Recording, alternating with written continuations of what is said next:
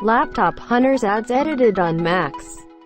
It appears, from shots taken at Crispin Porter Bogusky, the agency behind the Laptop Hunter ads, that the famously PC-friendly videos were in fact edited on Macs, including, ironically, the one where our PC is selected for video editing. Now, before we all put on our LOL hats, keep a couple things in mind. First, this is an independent ad agency that happened to do these spots. They're not some top-secret Mac task force that Microsoft has to use because for some reason Premiere wouldn't cut it.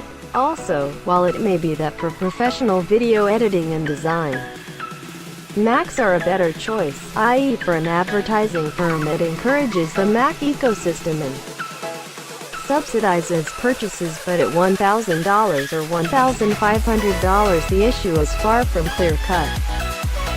Still, it is pretty funny.